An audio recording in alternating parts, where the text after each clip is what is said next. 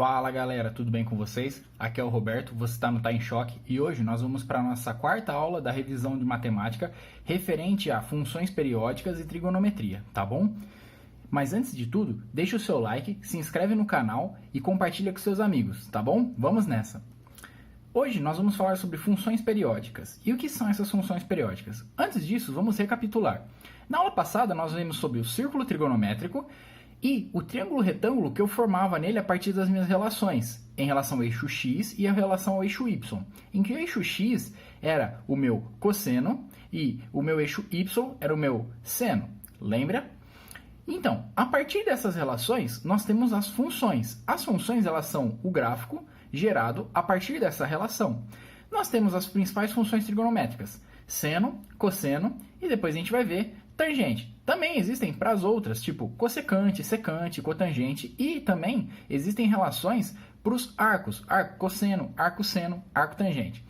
Porém, a mais estudada e mais utilizada em engenharia elétrica, principalmente quando a gente for ver corrente alternada, são as funções seno e cosseno, tá bom? Mas no devido tempo a gente vai entender por que isso.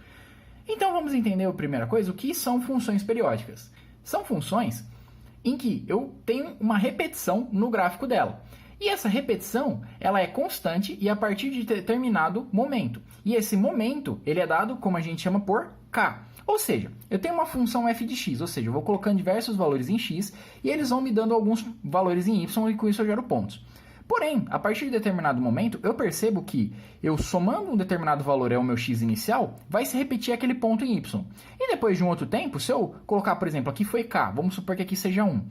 Se eu dobrar esse valor de k, ou seja, 2, eu vou ver que de novo vai repetir esse ponto y. E aí quando eu colocar 3, ou seja, 3 vezes o primeiro valor inicial, também vai repetir o valor em y. Ou seja, de tempos em tempos há uma periodicidade. E eu ilustrei nesse gráfico aqui. Ou seja, eu tenho essa curvinha, dá um tempinho eu tenho ela de novo correndo. E aí esse k, que é justamente essa constante que eu adiciono para ver que ela é periódica, ou seja, ela vai se repetindo de tempo em tempo, eu posso medir de qualquer ponto. Só que um ponto mais fácil de eu perceber isso é justamente do que a gente chama de crista. Então eu teria ou um ponto de máximo ou ponto de mínimo, tanto faz. Mas, por exemplo, eu pego aqui o ponto de máximo ou crista, e aí eu vou andando o valor k até ver onde ela se repete. E depois eu consigo ver que ela vai se repetindo sempre de k em k. Então eu sei que no meu valor inicial de x, o meu valor k, ele é o meu período, tá bom? As funções trigonométricas, ela tem um período de 2π. Por quê? Lembre-se que nós trabalhávamos no círculo trigonométrico na aula passada, e esse círculo, ele ia de 0 até 2π. E lembra que quando eu começo, por exemplo, no 0, o meu cateto adjacente, ou seja, o meu cosseno, ele vale 1. Só que conforme eu vou subindo aqui, ele vai valer 0, depois ele vai valer menos 1, 0 novamente, e ele repete valendo 1. Ou seja, deu 2π aqui meu período para que ele se repetisse essa função. E isso sempre vai ocorrendo. Então a função seno e a função cosseno são periódicas, tá bom? Com um período 2π. E aí, qual que é a carinha dessa função? Pô, a função seno, eu posso falar f de x é igual a seno de x. E conforme eu vou jogando valores para x, eu vou obtendo o seguinte gráfico que ele vai se repetindo. E perceba uma coisa, esse gráfico, se a gente for começar de um x a partir de 0, e lembre-se que a gente está trabalhando em radianos, tá bom? Se eu for começar a partir de 0 radianos, eu vou começar com o meu y igual a 0. Conforme eu vou subindo até π sobre 2 radianos, eu vou acabar tendo que o valor máximo de f de x, ou seja, em y, acaba sendo 1. Aí eu vou aumentando até chegar em π, o meu valor de x, e com isso eu acabo zerando novamente o meu y. E depois eu vou até 3π sobre 2, e aí eu acabo chegando em menos 1. E depois eu volto a andar até 2π, ou seja, completei um período e ele volta a 0 de novo meu y. Então, lembre-se, a função seno, ela atinge valores máximos de 1 e menos 1 para uma função seno pura, e com isso ela sempre começa no 0.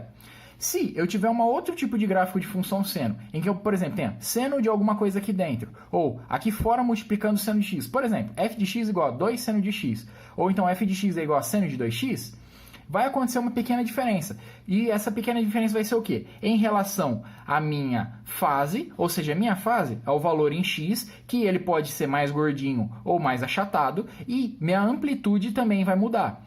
Ah, mas como é que isso vai mudar em cada situação? A gente vai ver na parte de elétrica como cada coisa vai funcionar, tá? Mas o importante é que você tenha em mente como é que é esse gráfico.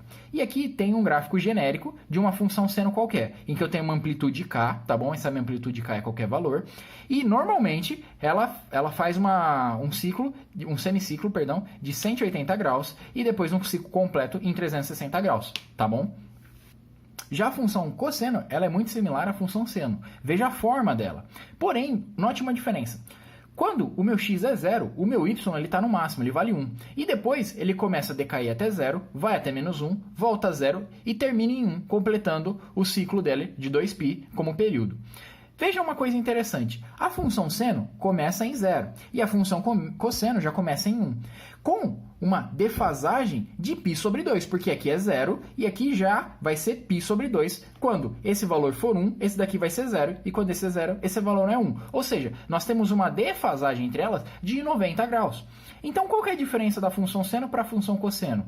Que uma é defasada, ou seja, adiantada ou atrasada, depende de quem você está olhando, de 90 graus. Tá bom?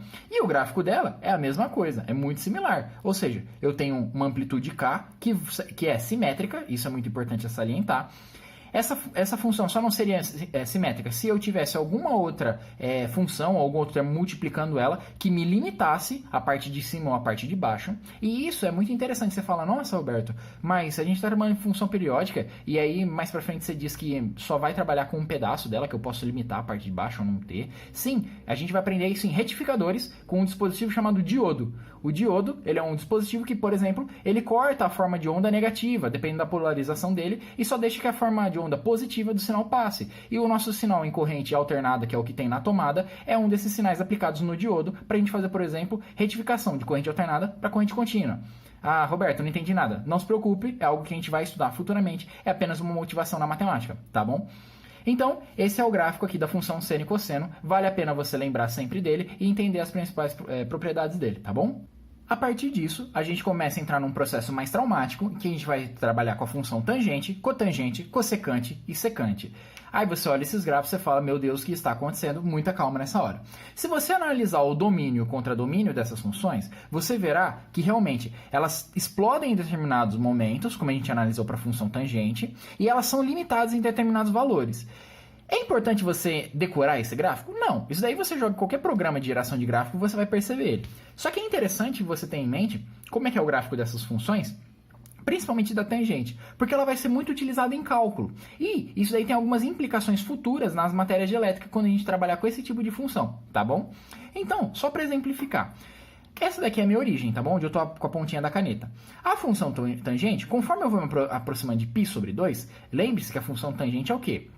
É o cateto oposto sobre o cateto adjacente. E nesse caso, quando eu chego em π sobre 2, o meu denominador ele vai tender a zero. Por quê? Porque o meu cateto oposto sobre a cateto adjacente, quem que vai ser o denominador? O cateto adjacente, que é a mesma coisa que o cosseno. E quando ele chegar próximo de π sobre 2, ele vai tender a zero. Ou seja, vai explodir essa função. Então ela vai para mais infinito. Agora, quando ela estiver aproximando de menos π sobre 2, ela está também explodindo, só que para baixo, porque está com um sinal negativo. Então ela começa de novo a ir para menos infinito.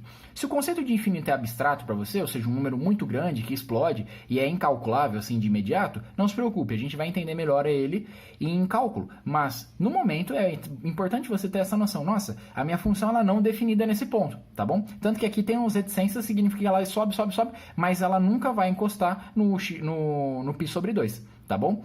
E aí acontece, você tem uma função cotangente. A função cotangente é o inverso da tangente. Então a gente tem um gráfico muito similar, só que você analisando o domínio contra domínio, você vai perceber uma mudança, tá bom?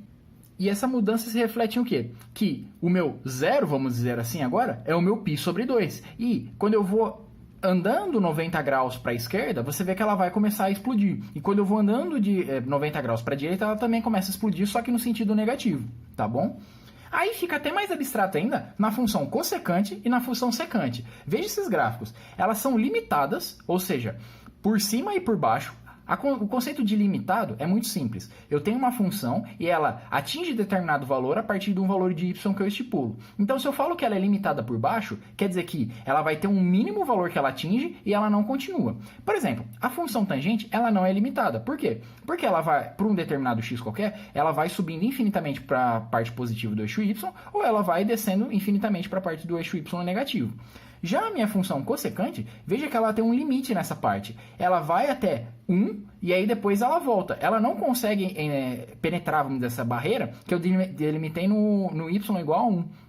Para qualquer valor de x que eu coloque na função. A mesma coisa vai acontecer para o menos 1. Ou seja, ela é limitada por cima, ou seja, eu tenho um valor aqui mínimo que ela vai atingir, e ela é delimitada por baixo. Então, eu também tenho um outro valor mínimo, máximo na verdade, que ela vai atingir. E aí você vê que essa faixa de limite é justamente do menos 1 até o 1, tá bom? E a função secante é muito similar. E você pode perceber qual que é a diferença entre elas. Justamente a defasagem. Nessa daqui, eu vou começar num π sobre 2 como meu ponto de referência, e ela vai andando de 90 graus para a esquerda até explodir, ou 90 graus para a direita até explodir. Já na função secante, você vê que minha origem é exatamente no zero, só que ela também se mantém os limites dela, e ela vai explodindo para a esquerda ou para a direita de 90 graus. Então o que você percebe? Que as funções tangente e cotangente, elas são muito similares a seno e a cosseno. Elas são o quê? Elas são defasadas entre si, sendo que na função cotangente, por ela ser a inversa da tangente, você meio que troca os sinais. Então aqui ela explode para mais positivo no sentido da direita, nesse caso ela vai acabar explodindo para menos infinito. E na função na função cossecante e na função secante, você percebe o quê? Que elas são as mesmas funções, só que elas estão defasadas entre si de 90 graus, tá bom? Essa aula foi um pouco mais ilustrativa, vamos dizer assim. Esse tipo de função não é muito utilizado com frequência, porém você pode acabar encontrando ele, e alguns tipos de sinais elétricos podem até ter respostas nessa forma. Então é importante que você entenda esse gráfico e que no futuro você se lembre, nossa, eu sei que esse gráfico é de tal função. E aí a gente vai utilizar as devidas ferramentas de computação e de programação para resolver esse tipo de exercício, tá bom? Então até a próxima, deixa o seu like e eu te vejo na próxima aula. Tchau, tchau! Now the world don't move to the beat of just one drum. What might be right for you